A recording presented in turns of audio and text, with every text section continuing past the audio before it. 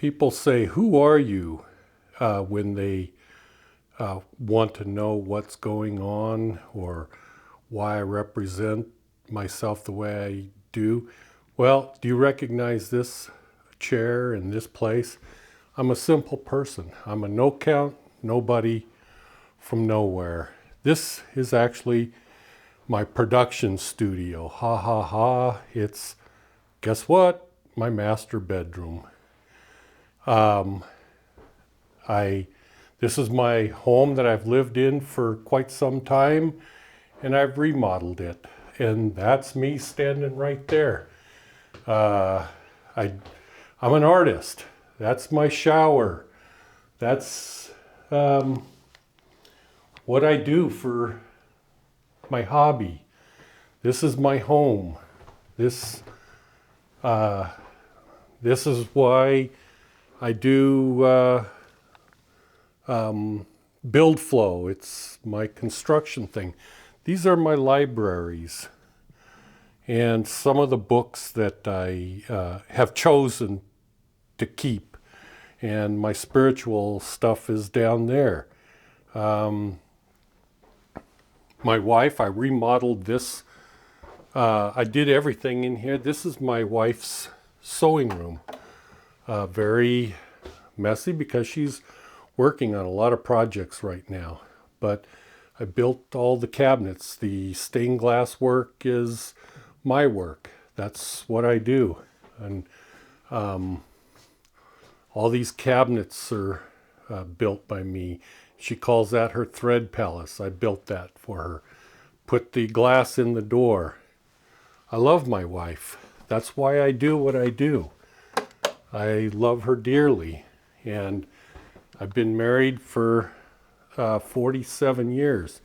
This is my office that I work at. I've self-taught myself everything on how to make videos. I have no production team or anything like that. It's a live edge table that you're looking at right now that I built. My brother-in-law supplied me the wood. He's got a one-man sawmill up in Oregon. And so yeah, he's done that. And this is my commercial printer that I print construction manuals. But I don't really pursue that very much anymore because I don't want to. I do. I like my spiritual life and my artwork. Someday I might get back into that. The entrance to my home right over there. How do you like the stained glass window up there is kind of cool. I put that up a couple months ago, and I love music very much. Those speakers over there I bought at an estate sale. I'm going to refinish them and give them to one of my sons or something like that. But I have a lot of money wrapped up into stereo equipment because I love music. Again, all the arches and everything, that's my work. I did all the remodeling in this home. And it's what I enjoy. This is my life. I'm not some crazy crackpot vampire looking to steal from you. I like that crazy clock. I built that several years ago. 100%, everything I did. That was very fun. I threw it away in the garbage halfway and then drug it back out and finished doing it. This is our humble kitchen. When I say humble, I mean maybe it looks nice, but this is all afforded on the retirement of a firefighter in Social Security. The built-in cabinet there I built, and even the light fixture hanging on the ceiling I built 100%. And that's how I roast my own coffee beans. And this is my art studio that I work out of. Even the table, I can't even do a common table. I have to do artwork on the table. The weighing scale is for weighing the beans. It's not for drugs or anything of that nature. And I'll show you my my shop, if you will, which is a 3-car garage. If you want to see my powder bathroom, it's crazy too. Everything in my home is crazy. That's my laundry room. So let's go out to the garage. And I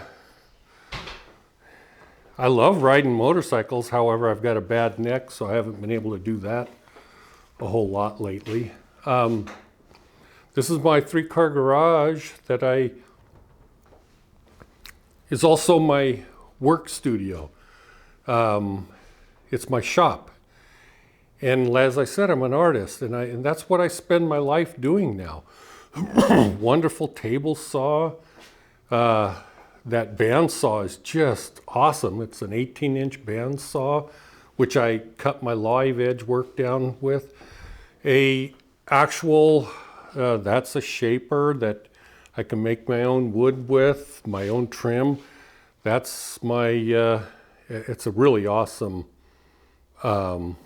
machine that I can do just about anything with steel on. And over here is my welding table with my brother up in Oregon has gone to Goodwill and picked up silverware. And I'm welding all that together to make art. And down there you have a MIG welder on the left and a TIG welder in the middle and a plasma cutter next to that. And that machine right there is a hydrogen producing machine out of water that I use to bend the silverware with and everything. And these are my projects I'm working on. There's the steel that I'm working on. And I'll show you my a backyard that I'm working on. And there's my cat. That's Dottie. Say hi, Dottie. Dottie, say hi. She's not talking right now. She's a good cat. She keeps the mice down and any other rodents that might be a problem. It's going to be windy outside, so please forgive the wind, but I'll show you my backyard. And like I said, it's very windy right now. But I'm working on building my patio cover, and that's the silverware that I was welding together. That's going to hold tomato plants, and my wife is going to put them on there. And over here, that's a storage shop. I built that, oh boy, I finished it just about 2 months ago. It's got plaster, old world plaster on it, and I built it 100% myself. And as I said, my brother-in-law provides me with live edge wood that I get. I have a couple sources up in Oregon, and that's what I do. This is my life. As I said, I'm not a lunatic, crackpot, Kabbalist. I belong to no churches. I haven't put the roof on yet because I've got the metal ordered for my roof, but that's just plain old steel, and I acid treated it to make it look like copper, and then I clear coated it with a 2-part automotive clear coat. Really looks cool. Anyways, I'll close this for now and start a different video in a second. People become caught up in all the minutia of the spiritual topic. And what happens is they study chakras, and they study this, and they study that, and they speak, or they're constantly going back and forth from trying to speak a Sanskrit language that nobody understands unless you have a college degree. And they chant in ancient languages as though there's some sort of extra special meaning, or there's extra special power in chanting some language that has been dead for 2,000 years, as if that's going to give them or somebody some sort of extra power, as if God doesn't understand the current languages of today. You have to refer to languages of thousands of years ago, or concepts, or this or that, or whatever. I was asked by one person, which I will respond to later today, what's your shtick, so to say? What is in this for you? There's nothing. That's like asking God, the creator of everything, what do you want from me? God doesn't want anything from you other than friendship, other than love. And if he doesn't get it, that's your loss, not his. So what do I want? I want your eternal friendship. That's all I want. If you throw money at me, I'll turn my back on you and flush it down the toilet. I don't want your money. I don't want anything from you. I offer what I have that God has given me through visions, revelations, manifestations, every known communicative method that has ever been known that God has communicated with me. I offer it for free. That's what I do. I was going to show you my iPad, but I left it downstairs. I have my writings. It's endless. I mean, when I'm inspired from God, I get this idea and I start writing. And I've been doing this for over a decade, a long time. I write poetry that I rarely share because I've got nowhere to share it. I have no organization. I have no followers. I have no organized spiritual meetings. I have absolutely nothing. Everything I have is 100% by myself. I purchased my own camera. This microphone that you're listening to right now, I bought off eBay, broken. And I have some mad electrical skills that I can solder, rewire different fittings and all that kind of stuff. My computer, everything that's there is there for a purpose that when I was in construction, I learned how to I had to learn the computer to do all that. And so I learned the Photoshop and Adobe and all the things to self-educate myself so I could be successful. And that was drawn into my spiritual aspect of life. And then I used it to do what I'm doing right now, sharing what I have with you. You can take it and utilize it, or you can flush it down the toilet. It's your prerogative to do what you want with it. But no, I'm not some Scottish Freemason. I've never belonged to any Masons group. What is my history background? I was born into a family of some psychopaths, some sociopaths, brought up terribly in Southern California and moved all over the place, and ended up becoming a firefighter in Oregon. From TVF&R is the name of the fire department. Worked an entire career there. I also owned a construction company when I was in Oregon. Eventually moved to Las Vegas, Nevada, because as a child I actually lived here and I got tired of the rain up in Oregon, even though it's beautiful up there. And I spent my whole life in spiritual stuff. I started off as a Baptist in a Baptist church and kind of fell away from that. As a teenager, I was baptized into the Mormon church, and I was a Mormon for 35 years. And then came to the realization that although I enjoyed the teachings and enjoyed the opportunity to learn how to teach and prepare lessons and do missionary work and all that stuff, the end product was I discovered that Joseph Smith was in fact not a prophet of God, but a prophet of the devil. The way he lived indicated to me that he was more interested in extracurricular sex and power and authority and stuff like that. So I walked away. When I say I walked away, it wasn't easy. It was the hardest thing I ever did in my life. And it took several years to get to that point, because when you're involved in a religion like that,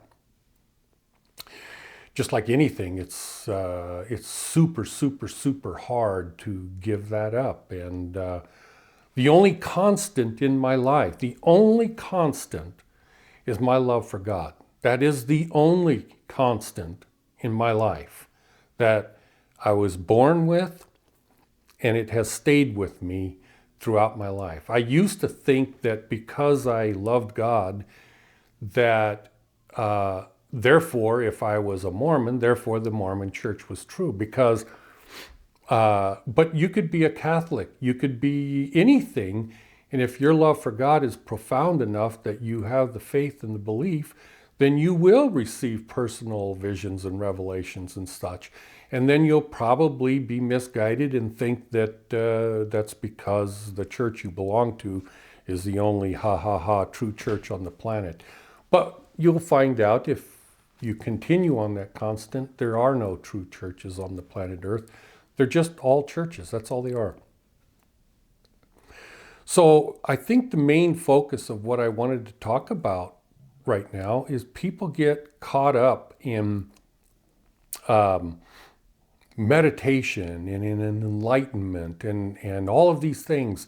And I'm going to tell you right now, because I don't really care what you think of me. Am I enlightened? Yes, I am.